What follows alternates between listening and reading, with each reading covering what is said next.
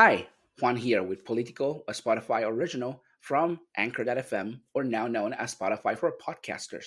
Do you want to make a podcast just like this one? Maybe better. I'll let you decide. It's easy and as simple, literally at your fingertips.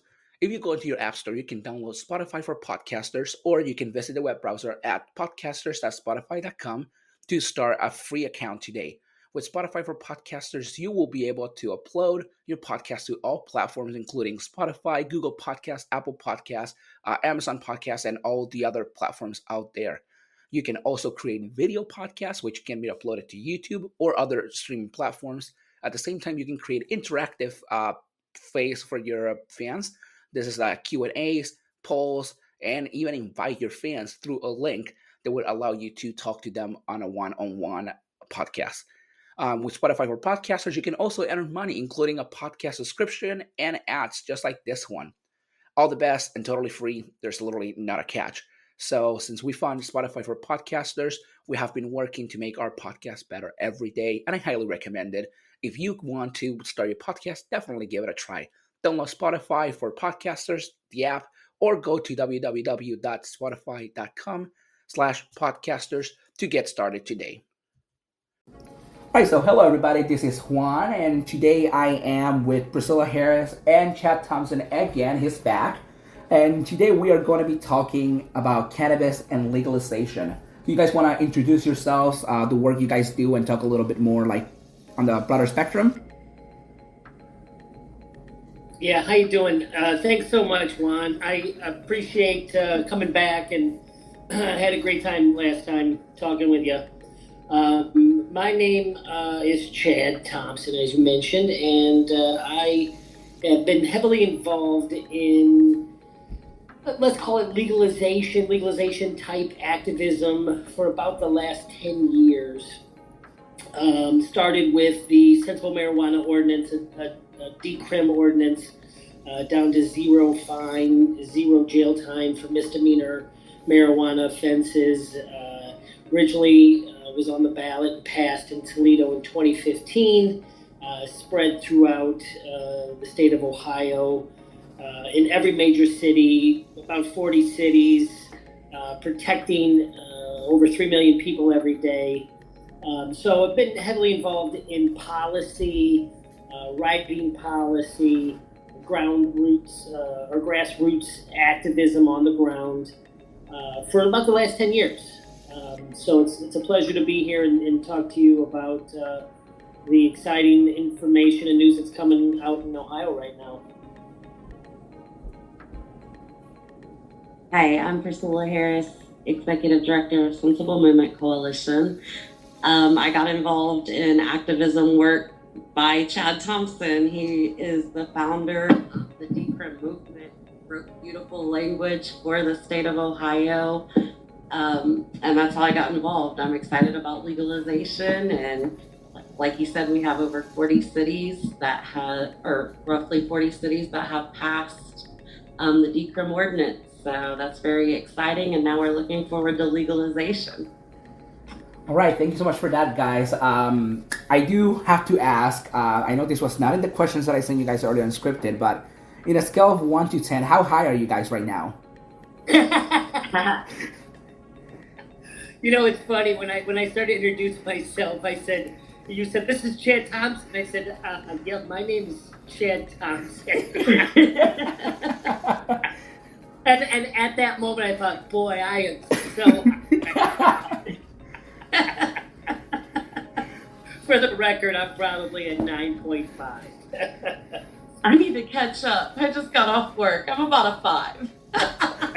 All right, I was like, you know what? I have to throw like something funny before we even start into like the serious questions here, just to make sure that we go in the right direction. So going off that, all three of us actually are involved with the Sensible Movement Coalition. I'm the director of marketing. Chad is the founder, and Pricilla, you're the current executive director. So do you guys want to share a little bit more about SMC? What does SMC do, and how SMC actually started, and what SMC has done as of today for the cannabis community? Yeah, Chad, go ahead and start. You founded it. You're the highly biggest motivator of the movement.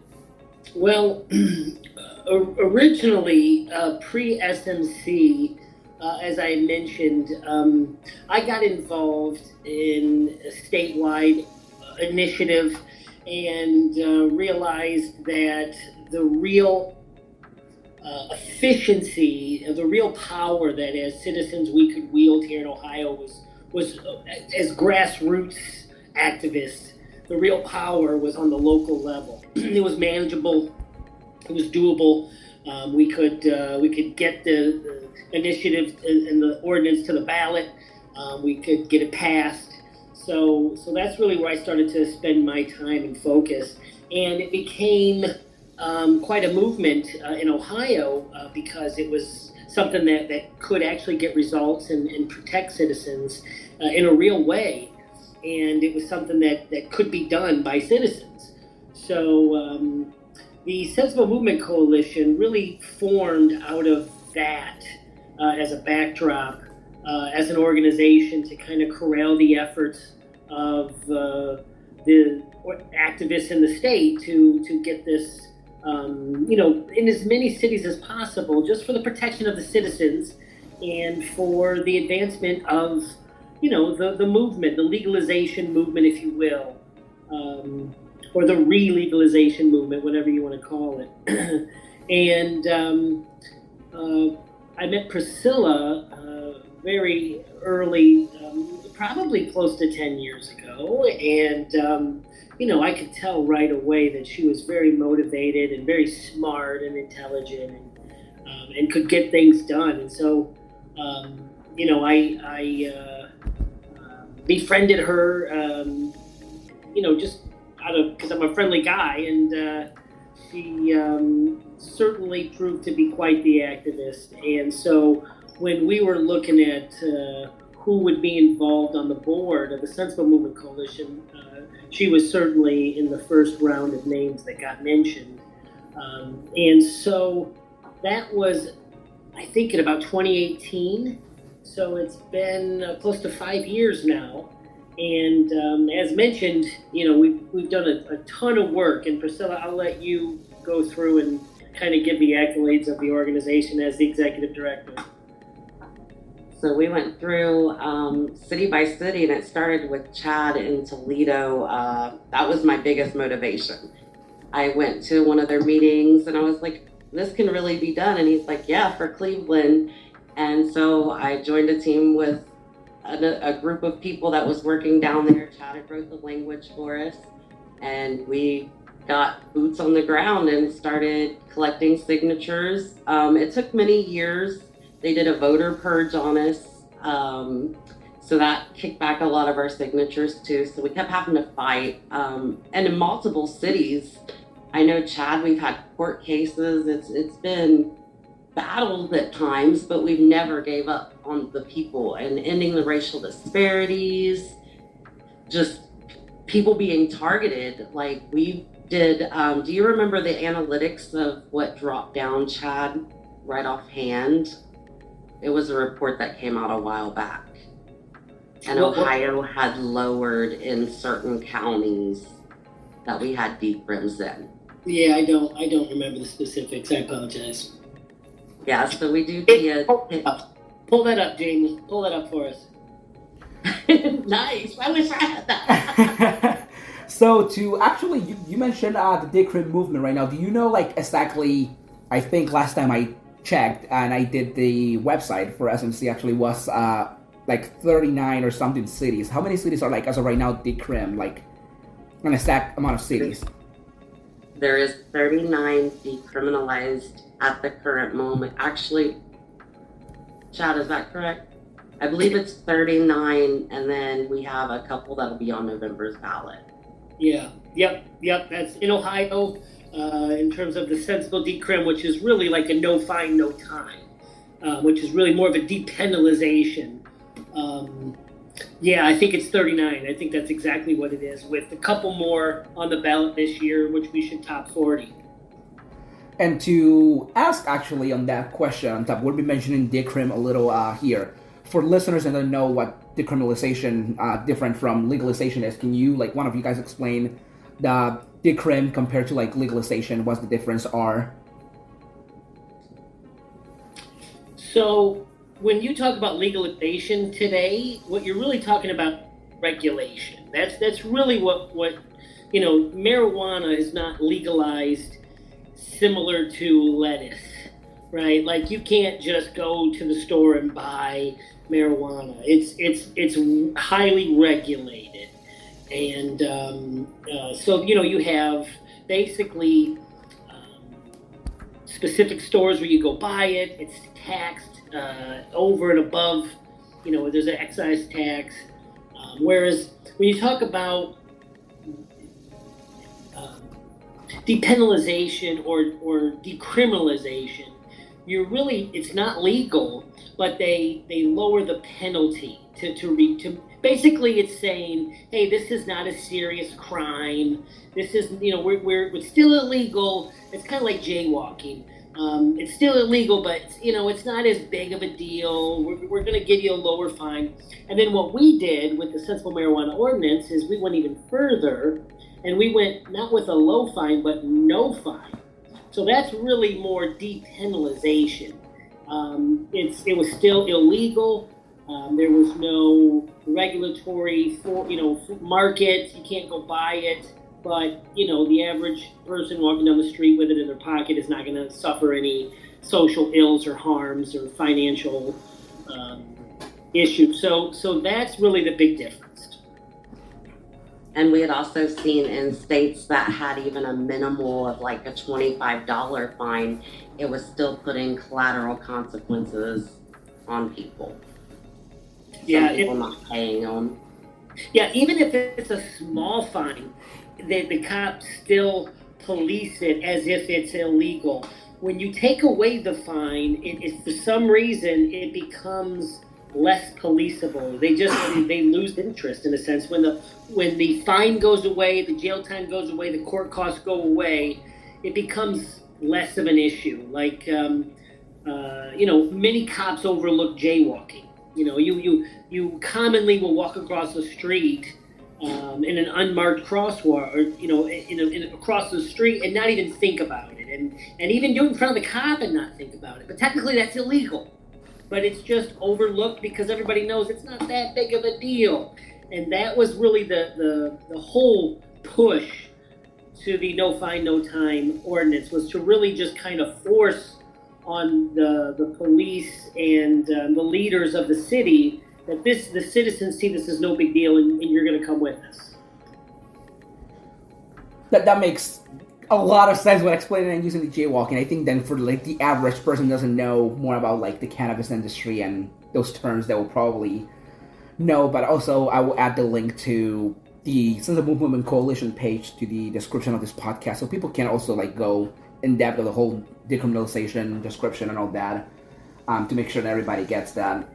So I did have the question on legalization too, and it was more of like the Ohio legalization. Are we trying to do like regulate cannabis like alcohol products, which is what I heard a lot, or is it like quote unquote like the free tobacco market, which is like still quote unquote like free market, but it's more, it's more like there's 300,000, I don't know how many like cigarette companies are there, but there's like this many cigarette companies and this many like booze companies. Are we like, is it gonna be the same? Like cannabis will be kind of the same? Like would you be able to have like a cannabis ad on TV, kind of like Bud Light or Budweiser or whatever? You can, would it be the same, or would it be like regulated more like tobacco where you cannot have an ad anymore and all that?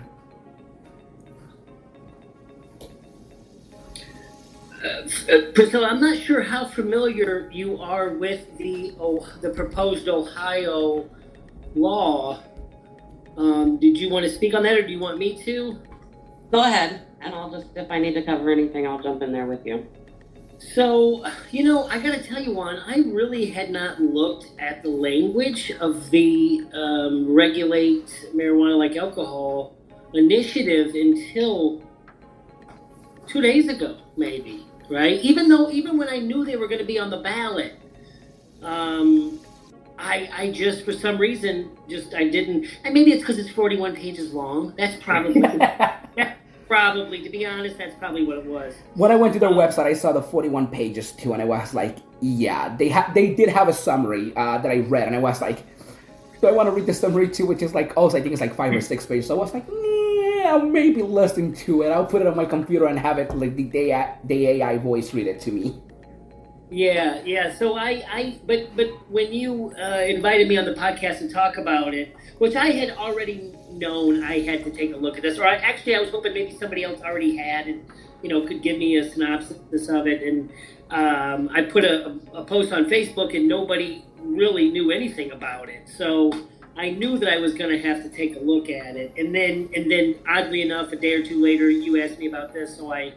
So I took the opportunity to deep dive into it and kind of compared it in a sense to like other states, right? Like, because listen, when Colorado was legalizing and Washington State was legalizing, you didn't really know much. It was all brand new. Well, now we have 25 states, and I'm approximating. It's been around for 10 plus years. So we have something to look at as a baseline. And I kind of was comparing it to Michigan. And to give you an idea, to answer your question, if you are familiar with the Ohio medical marijuana program, it's very tightly controlled and regulated. There's very limited licenses and access, and it's resulted in higher prices, lower quality, less happy consumers. And when you compare that to like Michigan, it's more of an open free market. There's not as big of a restriction. And what you get there is very low cost, very high quality cannabis. So we know that what helps consumers is competition, is access. And what hurts the market and the consumer is limited access and limited and higher regulations. The more regulations, the more stagnant the market's going to be. And so when, just the basics here, let me just really give you a frightening statistic. And I'm not going to come out against this language and this initiative because there's a lot of good that comes from it. It does legalize cannabis and it legalizes the cultivation and possession, and it destigmatizes and protects people in a lot of ways and does a lot of things what I think we need to do in terms of, reducing the harms of this plant. But in terms of a market, at least initially, it is going to be very highly regulated and controlled. And here's the statistic that I found most shocking, to be honest. Right now in Michigan, there's about 500 recreational dispensaries. And there's about there's really close to about 500 medical dispensaries statewide. And what we see there is, again, high competition, low cost, high quality cannabis and products. So there's about 500 rec dispensaries in Michigan. The language in Ohio, at least initially, allows for about 50.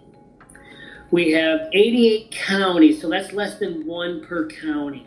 Right now there's 130 medical marijuana dispensaries in Ohio, to give you an idea. There's going to be 50 adult use dispensaries in Ohio, at least for the initial handful number of years. Obviously, this all can be changed. It's going into the Ohio Revised Code, and legislators can change it. But it's going to be very regulated, very limited access, very high prices. It will encourage a black market. We're going to have a thriving black market. So that's really that's the nuts and bolts. There's a lot of details to it, about limits and so forth. But ultimately, the market will be very highly regulated and controlled, and it'll probably be stagnated because of that. Yeah, that actually tags with one of the questions that I have for later on.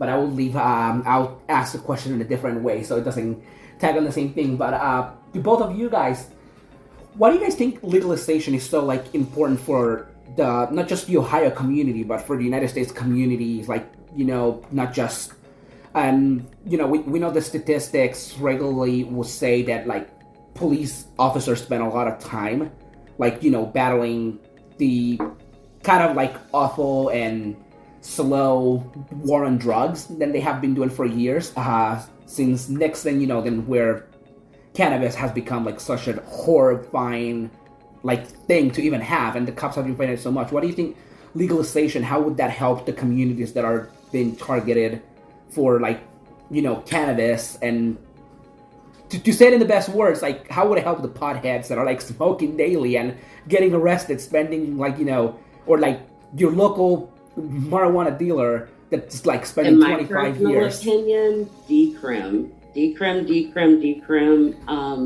That takes the penalty out of it. It makes the cops just kind of forget about it. So that's why the decrim, even though legalization is passing, it's still only passing at 2.5 ounces.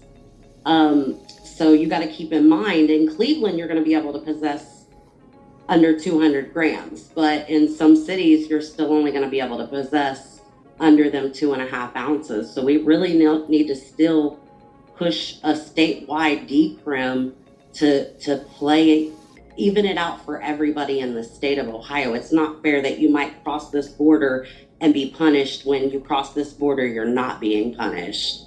And it still has collateral consequences on people. So we really need to stick with decriminalization. Legalization is important as well.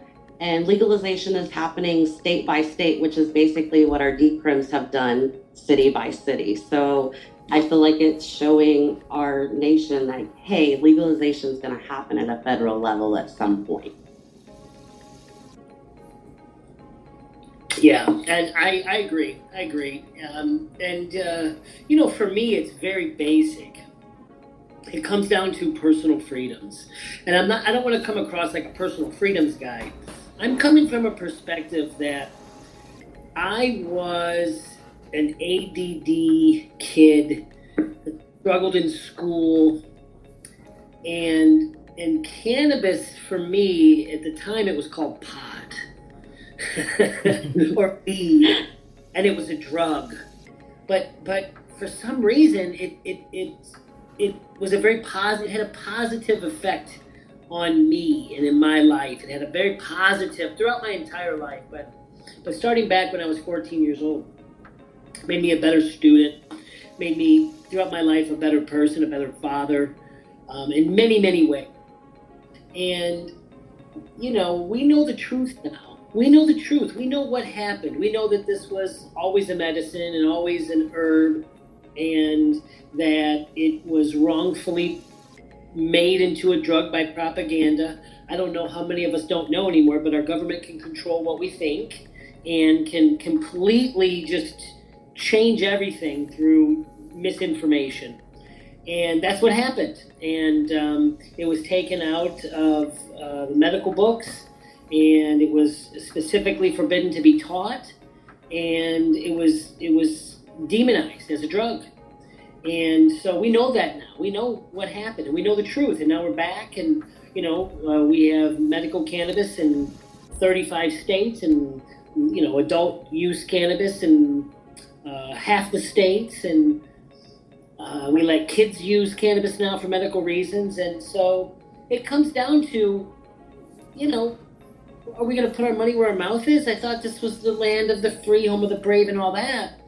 Well, then we have to put our money where our mouth is and let freedoms be freedoms. And, this is a non-harmful herb. And the fact that we're still holding on to this and we're even having this conversation, it just doesn't make sense to me. And so that's really, I'm just ready for this nonsense, this mind control about this substance to just be done with. And, and time will prove that right. And there will come a day when this is not, well, to be honest, it's such a profitable commodity that's it's forever in the grasp of the the man now, but it will lose its drug connotation, its evil connotation, its negative connotation, and that's really what I'm excited about most. Well, that is good to hear. And you kind of like I asked the question and then I go like, darn, Chad is like answering the next 5 questions, which I love, because then when I ask the question, like, he has a different answer for the next question, which is even amazing. How he can go around. So you mentioned a little bit of the medical benefits, and a question like, legalization activists and like decriminalization activists regularly speak about the medical benefits of cannabis, which we all know, and like not just by firsthand, but we know by other people's stories how beneficial cannabis can be, and by even like there's like research done and a lot of big names behind it.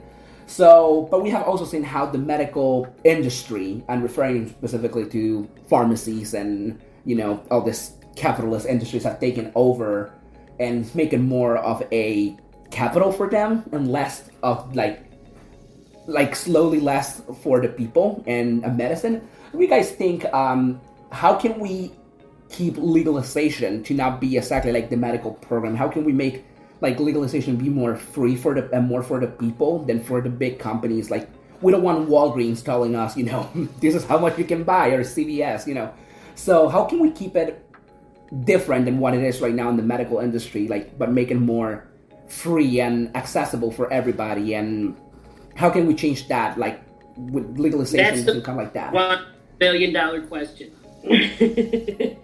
I'm like, well, go ahead, Priscilla. I'd like to hear the answer to that. Go ahead. What's the answer to that? Upon it passing, get in the state house, but honestly, our legislators have once again failed us and not done what they needed to do. So it kind of kicks it back. Hey, hopefully legalization opens their eyes. They see that the system is still flawed, and they're open to better ideas and suggestions for the future.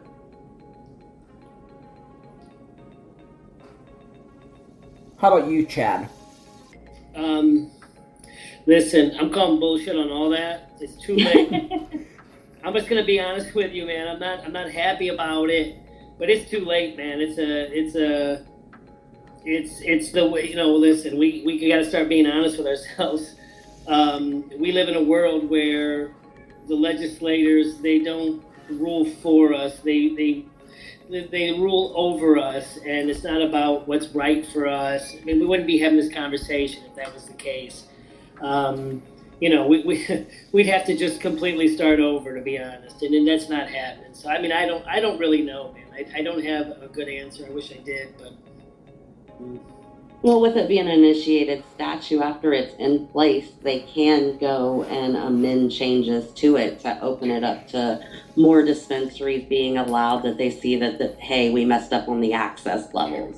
Yeah. But that's things where the people have to get in there right away and immediately start letting them know their flaws, because it takes them a very long time. And sometimes they don't listen.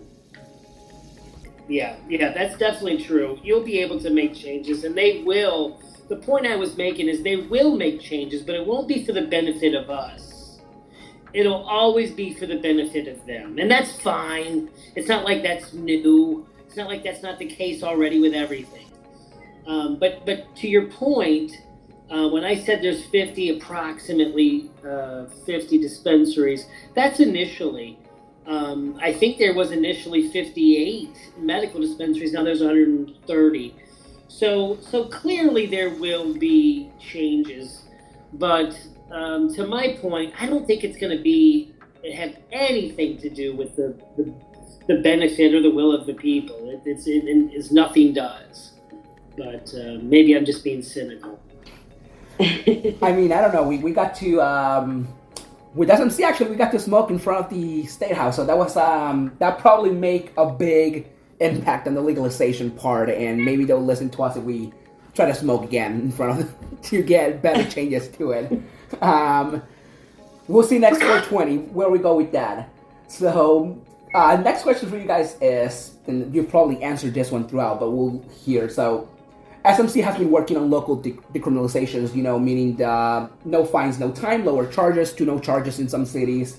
Decriminalization, like completely making the 200 grams like under and all that stuff. So was decrim the first step into legalization, or like is decrim still gonna be a thing after legalization? We've still going around cities trying to make the cities change their their laws compared to the state or federal? How would that work? Absolutely. Go ahead, Chad. Yeah, I mean, the way the law is written, or, and again, I'm talking about the ballot initiative. The way the new legalization ballot initiative is written is that in terms of possession, you, as Pricilla mentioned, you have 2.5 ounces and 15 grams of extracts in terms of that's the limit that you can have. And then it says after that point, it refers back to the Ohio Revised Code. So like in a city like Cleveland, when you look at what they're allowed to have, they're not only allowed to have that 2.5 ounces, they also can have up to 200 grams or which is really about 7 ounces. So that's, 4.5 ounces more than you can have in, let's say, a city that's not decrimmed to 200 grams. So essentially the law says after, this legalization limit, whatever the law says, the Ohio Revised Law says, that's what you refer to. And so in those local decrim cities, they have home rule. They've already decided on that. So the local decrims stay valid and effective. And I don't know how much they're going to be utilized after. I mean, maybe people are going to be happy at 2.5 ounces. I don't know. But it's certainly nice to have it. I'll tell you that, because they will police that limit. Make no mistake. I've learned wherever you set that limit, they're going to police that line. So if you want it here, this is where they're going to police it. If you move it 15 yards down the road, that's where they'll police it.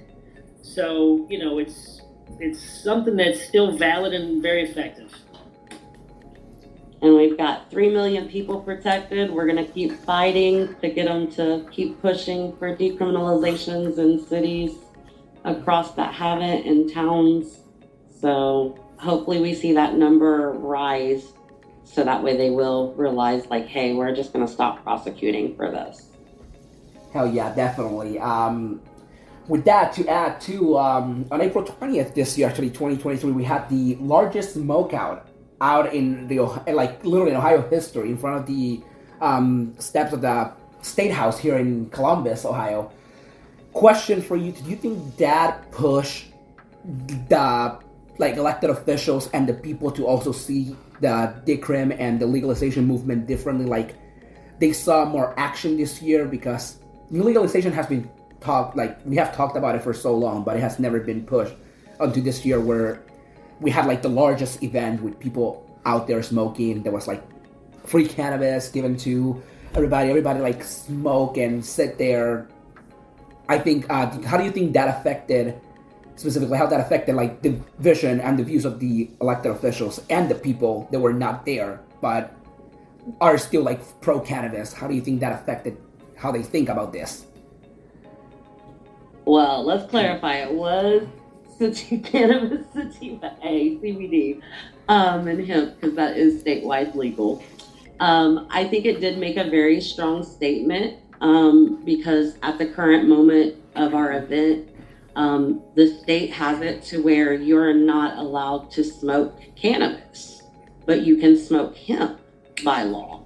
So I think it made a strong statement for them, for the medical program as well in the future, to allow smoking, because that's been their big thing. It's about vaping and non-combustion.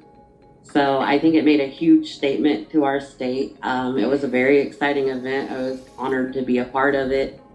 And I think it does help to keep showing them, hey, these things need to happen. You guys need to open your eyes. they allow people to go to a bar to drink. Why can't we have a cannabis consumption lounge where you have other cannabis consumers having conversations just like we're having right now on this podcast? There's nothing wrong with having these conversations in even open settings. So I think it does make a strong statement.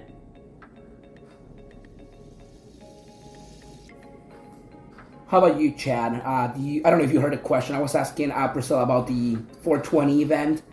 Yeah. How impactful do you think it was for the elected officials and the people that were not there but still like pro-cannabis?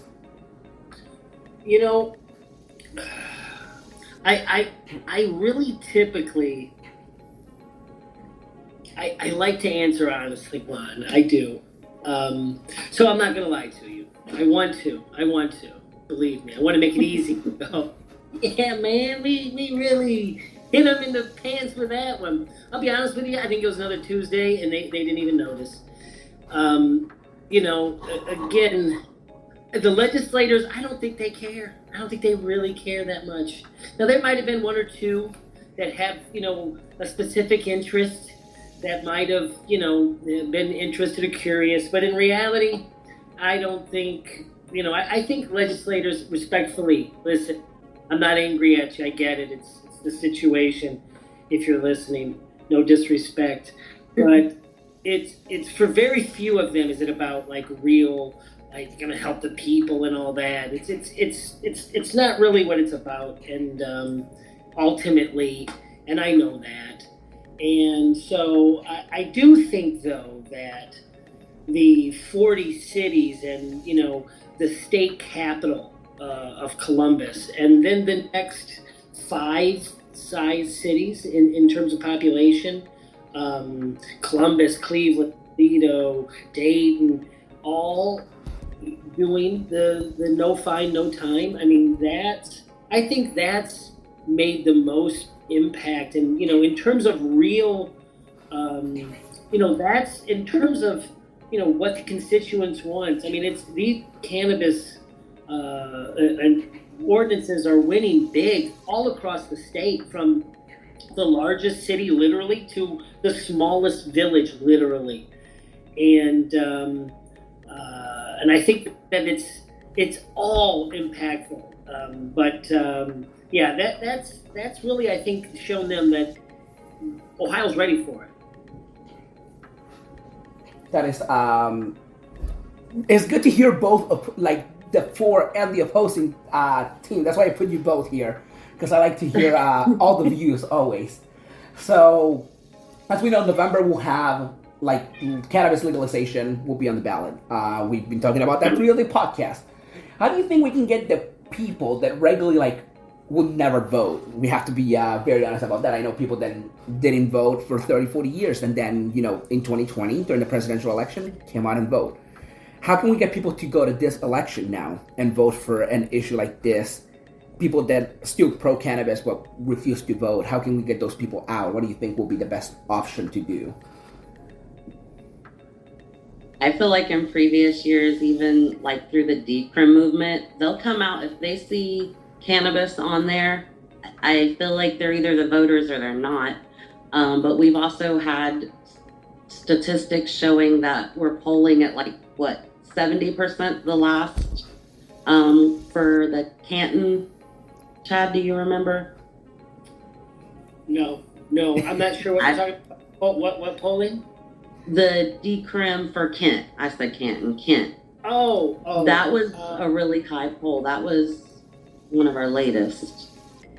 You know, and listen, ballot box is really a poll. I mean, you know, we're winning it above 70%. And I think that, in my opinion, that the state, if polled or went to the ballot, would vote for legalization. The question is in my mind, is the state gonna kind of sit idle and let this go through, or are they going to oppose it?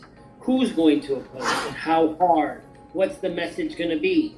Because listen, when it comes down to control of the mind of the voters, it's very easy for us as citizens to be controlled.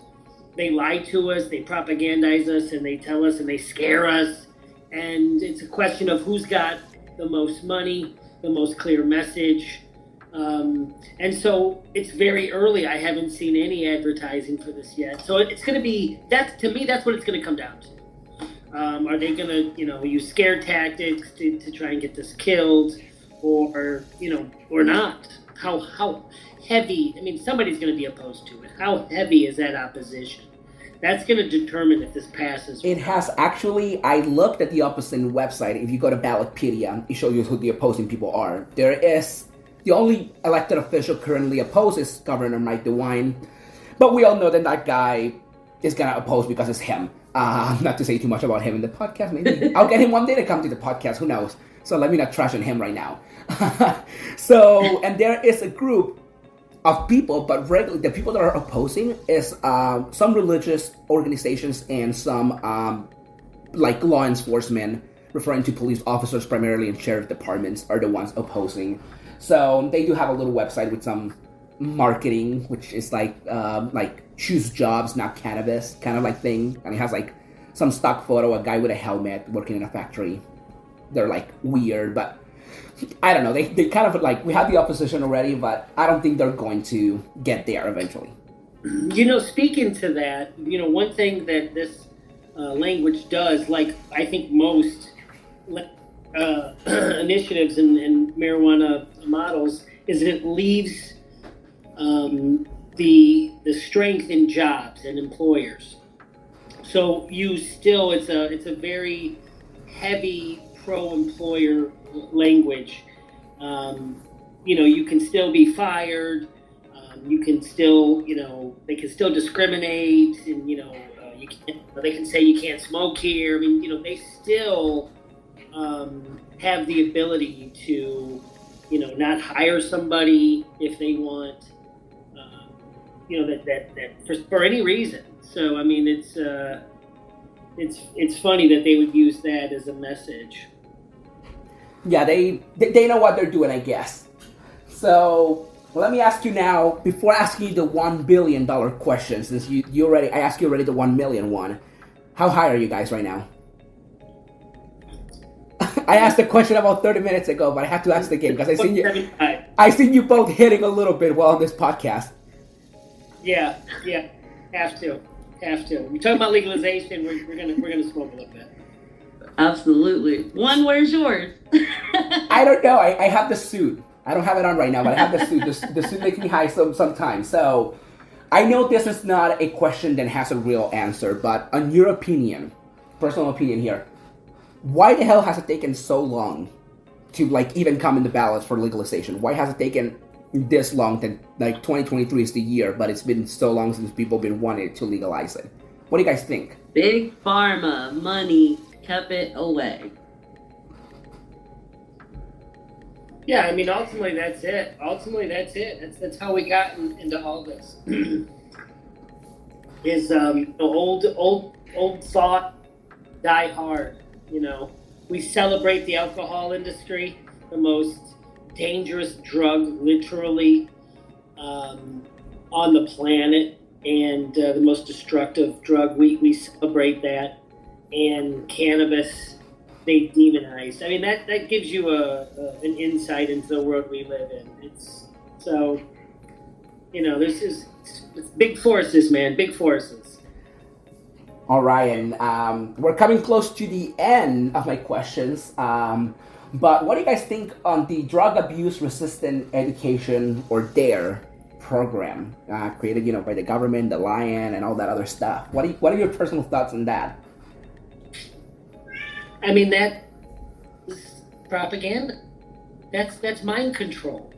Make no mistake, that's mind control. It's propaganda. Listen, there's dangerous drugs out there, and I appreciate the education on dangerous drugs, but in reality, you muddy the waters when you lie to kids and tell them that cannabis is dangerous and addicting and harmful, and then it's not. Well, then what you said about opiates and meth isn't as impactful. I never lied to my kids for that reason. I wanted them to trust me. Look, yeah, you can smoke weed. It's not that big of a deal. You see me do it a lot. It's not that big of a deal. But do not take pills. Whatever you do not take pills. Like, that's what I cared about.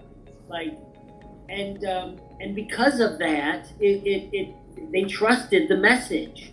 And I think that when you water down DARE with cannabis, it's less impactful, and it's more propaganda. I'm right there with you. I was reading some statistics on it.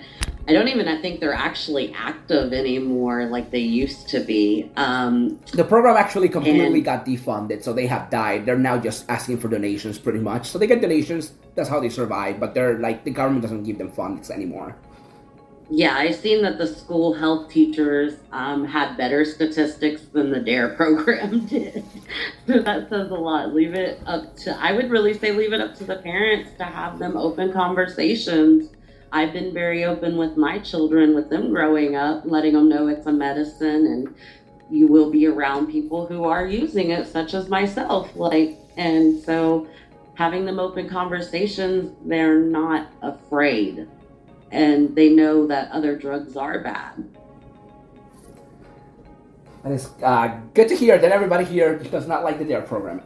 Glad to hear that. I had to sit through it. Yeah, me too, actually. I was probably like the winner on that program. I was like number one student, like every day there, no matter what. Even if I was sick, I used to make it just for that program.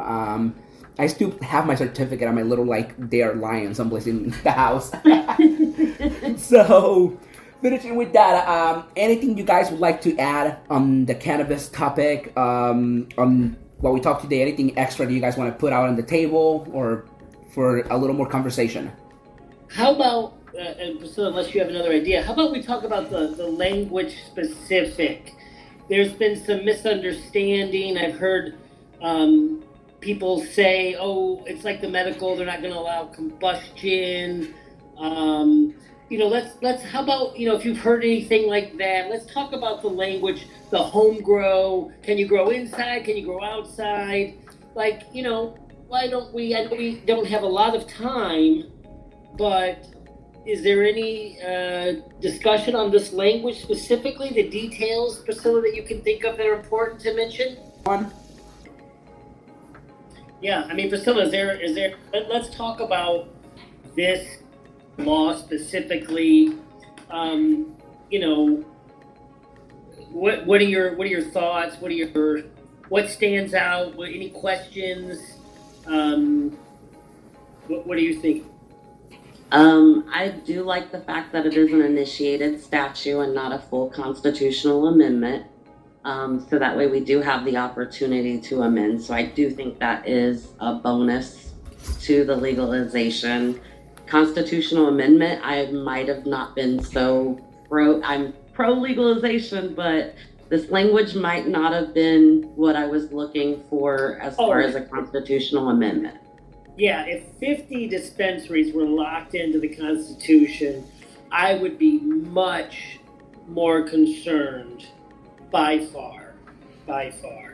Yeah, and I think there will be some movement on that in the future. I think it'll just get better and better as, time goes on. You have to look at the long game, really, to be honest. 2.5 ounces, that's pretty standard in all of the state to be able to go into a dispensary and purchase. Mm-hmm. So that's why I understood why they put it at the threshold they did versus the 200 grams. I do feel like that is still a setback for our state. If we've seen it not hurting these other 39 cities, why not push for that 200 gram threshold? Yeah, that limit put forth in this initiative in terms of flower possession that you can, transport and have is 2.5. It matches Michigan exactly, along with the 15 grams of concentrate. That also matches Michigan exactly. The one big difference is the Michigan initiative allows 12 plants per person, up to 24 per house. Ohio is 6 plants per person, up to 12. I'll be honest with you, I'm feeling okay with that personally. But that was 6. So say you did get approved for the 12. This is where I kind of got a little confusion about it, because it says about 6 seedlings and 6 mature plants. So in a household of 2 people, is that what it is supposed to be, or is that? I got to tell you, Jamie, pull it up. I really don't think it mentions seedlings and mature plants. Okay. Let me just pull up the language here specifically, since we can. I apologize. I don't want to waste any time in terms of the fill, because it's 41 pages and I wasn't prepared for it specifically. But I don't believe it mentions that, and I could be wrong, and I apologize if I am. I'll keep looking, Pricilla. Do you know that this does allow for outdoor cultivation? So as long as you have it secured in a like a greenhouse, let's say, and let's say you're driving down the street and you can't just see it, you can grow outdoors, which is really nice. I'm very excited to hear that. Yeah, I was shocked to see that in there. Yeah, I would have been very disappointed, but to be honest, I'm pleasantly surprised. As you guys are also speaking, I'm also looking at on my tablet over here, trying to find all the stuff too that I have to pull up. So I'm trying to just get all that together too. So let me just read the language here. And again, I'm just going to read the pertinent language, and I'm not going to bore you with everything. It says, not more than 12 cannabis plants are cultivated or grown at a single residence where 2 or more people who are at least 21 years of age reside at one time. So that's it. That's all it says. It does not distinguish any type of plant. So I have to assume that 6 plants or 12 per household limit includes clones, seedlings. Now, I think what maybe you're talking about is the cultivator language. So there is cultivator language in here. Like, there's a level 1 cultivator with up to 100,000 square foot of growing space, level 2 cultivator with 15,000, and a lesser amount for level 3 cultivator. There the language mentions specific clones and seedlings and so forth, but for home grow, it just says 6 cannabis plants. So I think that is actually, I'm glad we had that conversation to clear that up. Yeah, thank you.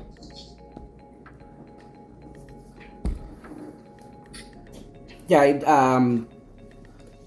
that's what I was looking to. I was reading a little bit on the side of what you were saying earlier, and I was reading for the pro-employer part, which when I was reading a little bit on that part too, it's kind of, I was looking at it awful, because a lot of people who think they might be free to just get away from their employers, doesn't seem like that's pretty much the real part of it right now. It seems like you're not getting away from your employer because they still get to make that rule, no matter how legal it is. They still get to make the rule if you can use it or not while working for them.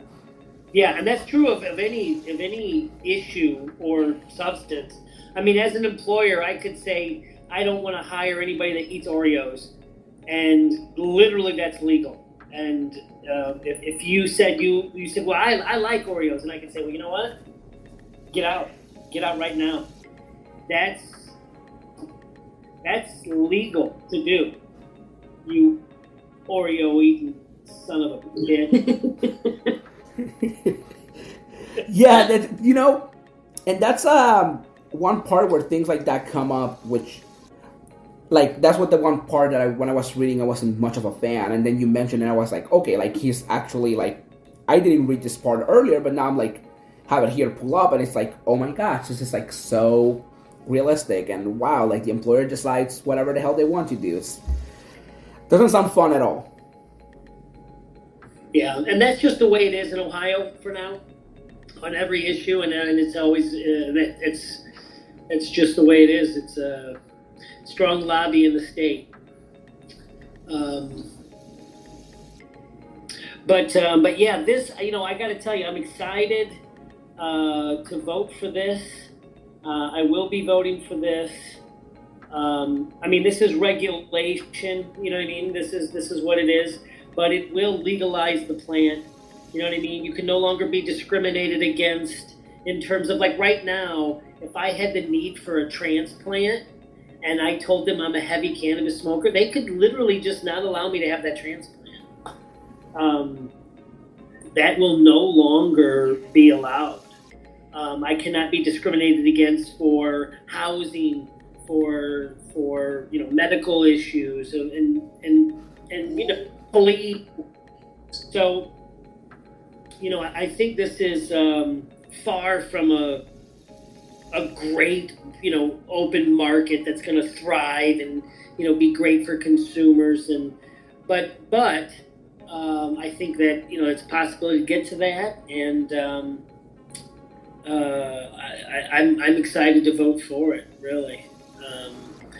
Throw some plants out in the yard one day and then fall, be able to, legally harvest that. That's it. That's exciting. I don't know. Like I heard it takes a lot of work to grow cannabis plants if you don't know how to do it.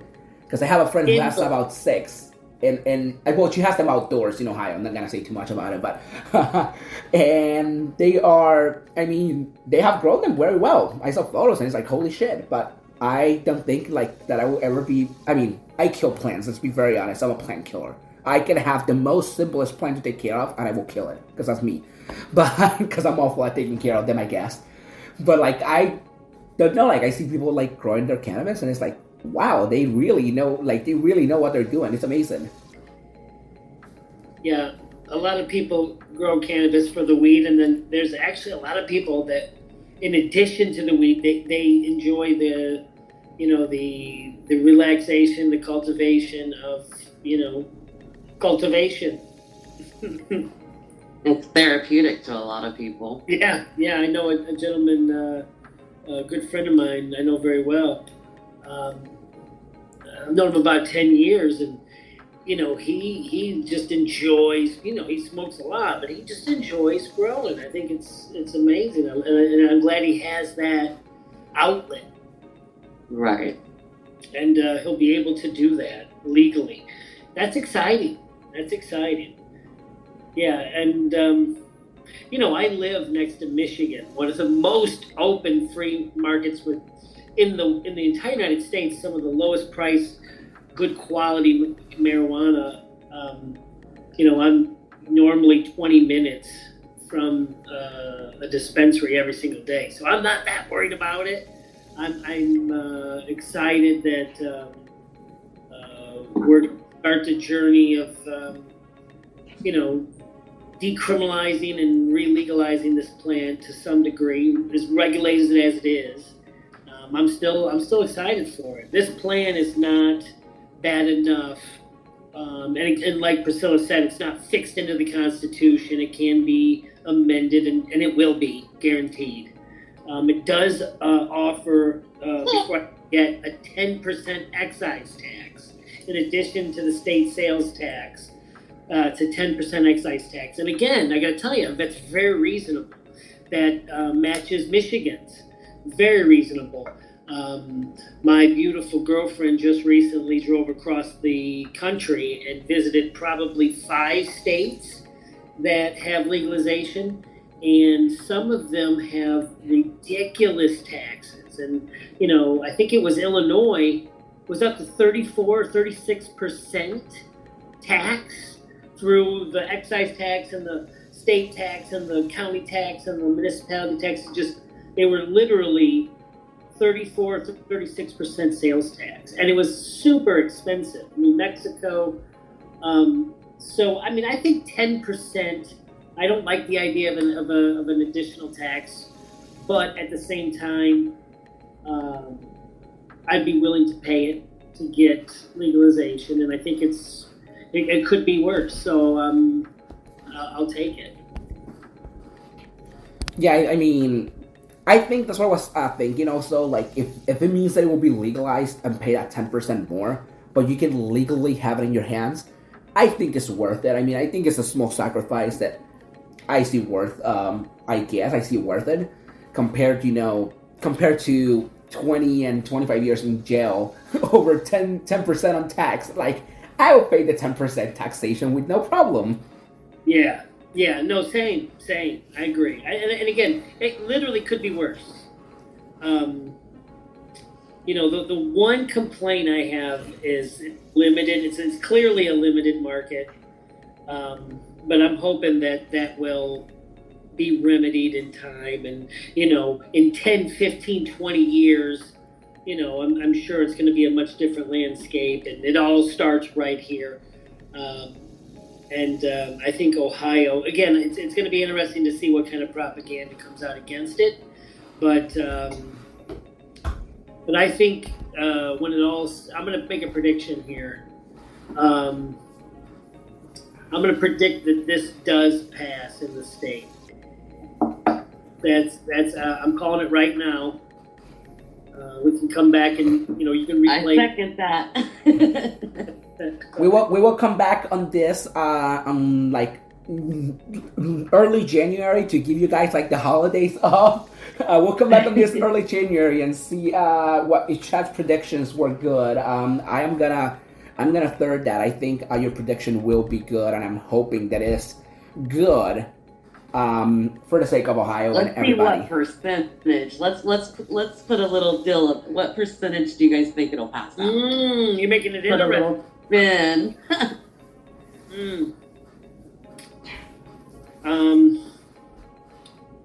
Again, it's hard to predict. It's for me, it's going to depend on the opposition and the message. But I'm gonna make a prediction here. Mystic Mike, I'm gonna say 57% victory in the state. 57% votes yes. I'm gonna go a little bit higher than that. I'm gonna say 62%. Okay. Oh, I was gonna. You see, you both are putting me in a spot because I was gonna go with the 65%, but I think like with the level of people that have been waiting for this and the level of people supporting this, not just online, but I think they might go out and vote. But you know what?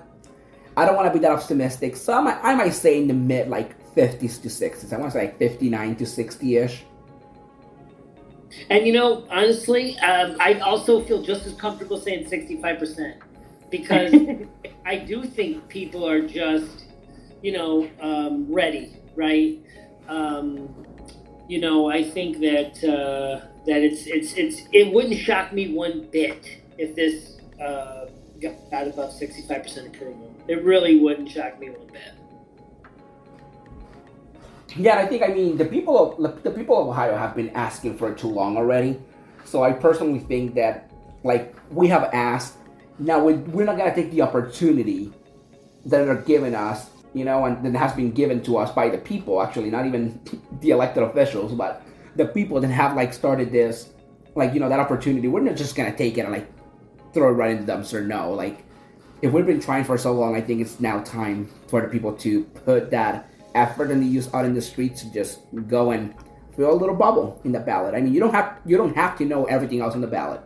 Like honestly, I have friends that have sometimes go to vote for one thing, and they don't care about anything else on the ballot. And you don't have to fill the whole ballot; just fill that spot. I mean, if you don't know the other things, do your research the day before, or just don't vote for them, but vote for legalization. Yeah, no, it's. I definitely predict a victory. I think it's. I think it actually kind of helps that we've gone through this once as a state, and I think that's going to play into the psyche of people a little bit. This plan, I have to say, when looking at it, I'd say it's fair. It's not ideal, but it's certainly fair enough that it's acceptable get started in our state, and let's see where we can take it. But yeah, we need to get away from the status of criminal and illegal for sure. And I think we're at a point where, I don't know who's really behind this initiative, but they seem to be very smart to me. They played it really well so far.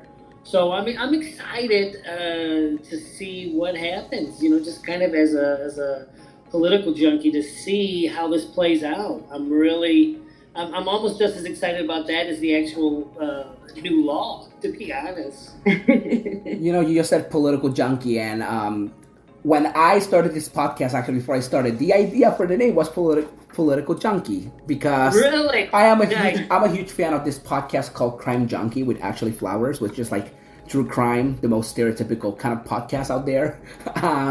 But I started like from the beginning, so I was like, okay, you know what? Political junkie sounded kind of like a good name, but then I was like, ooh, I think if I add like a little bit of that spice, that Puerto Rican part, like make it a Spanish word, it might just catch up a little bit more with people. I like both, but I have to agree. I was really impressed with what you went with. So anything else that you guys want to add to the add-on already? Just go vote. We need that yes support. Yeah, no, guys, listen, I just want to say I appreciate the opportunity to come on here and chat with you guys, and it's been super fun. And Pricilla, we're going to get you on the Flat Earth podcast next. Nice. Chad is trying to make his own podcast, and he wants me to co-host it, so we'll think about that. We'll put that up next. So thank you both. Awesome. Thank you both for joining. We will come back in like mid-January, I would say, to see how the election and all goes in Ohio. So thank you so much both for joining. Thank you to all the listeners, and remember to support the podcast on Apple Podcasts and Spotify. You give us a 5-star review, that'll be great. So we'll see you in the next podcast, or you listen to us, I guess.